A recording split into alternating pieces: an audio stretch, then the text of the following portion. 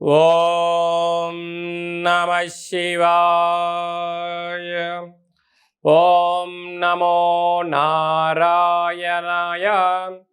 కర్మ నివారణ నరదృష్టి నివారణ కాళభైరవాయ నమో నమః. ఓం కాళకాలాయ విద్మహే కాళాతీతాయ ధీమహి తన్నో నరదృష్టి నివారణ కాళభైరవ ప్రచోదయాత్. హరి ఓం.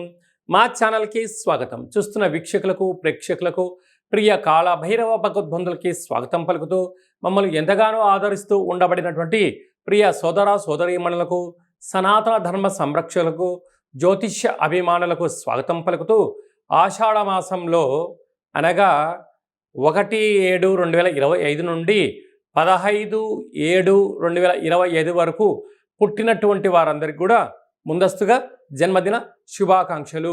గతంలో వివాహం చేసుకున్న వారికి వివాహ వార్షికోత్సవ శుభాకాంక్షలు.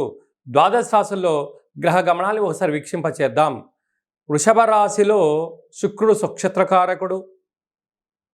మిథున రాశిలో రవి గురు సంచార స్థితి. కర్కాటక రాశిలో బుధ సంచార స్థితి. సింహరాశిలో కుజుడు మరియు కేతు సంచార స్థితి.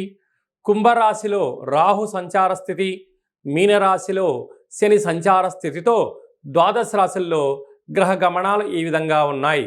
ఆషాఢ మాసం మనం అనగానే తెలంగాణ యావత్ ప్రపంచమంతనూ కూడా అమ్మవారిని స్మరించడం, ధ్యానించడం, బోనం కార్యక్రమాలు చేస్తూ ఉంటాం.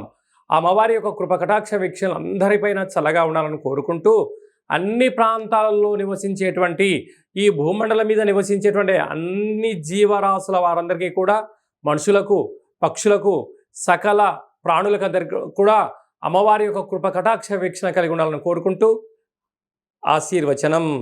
తులారాశి వారికి ఆషాఢ మాసంలో కులదేవతల యొక్క ఆశీస్సులు, గ్రామ దేవతల యొక్క ఆశీస్సులు ఎలా పొందాలో ఈ వీడియోలో సవివరంగా సంపూర్ణంగా తెలుసుకుందాం. తులారాశిలో ఏ నక్షత్రాలు వస్తాయి అనగా చిత్తా నక్షత్రంలోని 3వ పాదం, 4వ పాదం, స్వాతి నక్షత్రంలోని 4 పాదాలు, విశాఖ నక్షత్రంలోని 1, 2, 3 పాదములు కలిపితే తులారాశి. రాశాధిపతి శుక్ర భగవానుడు.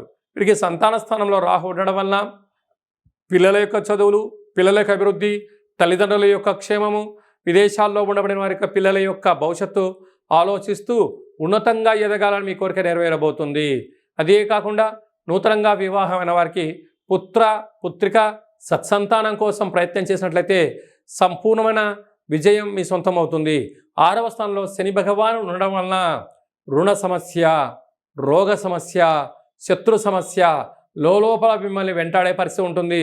అంటే తల్లిగారికి ఏదవుతుందో, లేకుంటే బంధుమిత్రులకు ఏదవుతుందో, లేదా నాన్నగారికి ఏమవుతుందో అనేటువంటి ఎప్పుడు కూడా ఆందోళనకు మీరు గురయ్యే పరిస్థితి చాలా అధికంగా ఉంటుంది.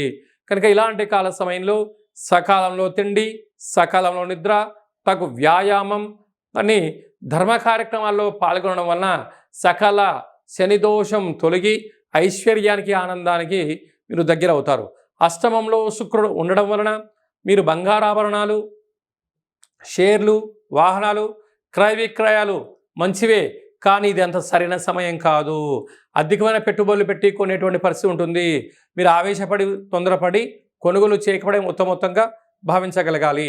భాగ్యస్థానంలో ఆత్మకారకుడు రవి, విద్యా ఉద్యోగ విదేశాన కారకుడు దేవగురు బృహస్పతి ఉండడం వలన అన్యోన్యత, సత్ప్రవర్తన, నమ్మకము, పెట్టుబడులు, సత్ప్రవర్తన, దేవతారాధన ఉండడం వలన యోగదాయకంగా భావించగలగాలి. రాజ్యస్థానంలో బుధుడు ఉండడం వలన పెట్టుబడులు ఆకర్షించడం, వృత్తులలో, ఉద్యోగాల్లో, వ్యాపారంలో సత్ప్రవర్తన ఉండడము, ధర్మ మార్గంగా ఉండగలిగినట్లయితే మీ యొక్క వ్యాపారము గ్రామ, రాష్ట్ర, దేశ, ప్రపంచ స్థాయి వరకు విస్తరింపజేసే పరిస్థితి చాలా అధికంగా ఉంది. ఏకాదశంలో కుజ భగవానుడు మరియు కేతు సంచార స్థితి ఉండడం వలన భూములు, క్రయ విక్రయాలు, షేర్లు, పెట్టుబడులు ఆకర్షించే పరిస్థితి ఉంటుంది. అలాగే స్వయం వృత్తుల వాళ్ళు, సేవా రంగాల వాళ్ళు, మార్కెటింగ్ రంగంలో వారు, సాఫ్ట్వేర్, హార్డ్వేర్ ఉద్యోగస్తులు, విడి సామాన్లు, పరికరాలు, వ్యాపార ఉత్పత్తులు, అలాగే యూట్యూబ్లు, వాట్సాప్, ఫేస్బుక్, క్రియేటివిటీ రంగాల్లో ఉండబడిన వారు ఎన్నో జాగ్రత్తలు పాటించగలగాలి.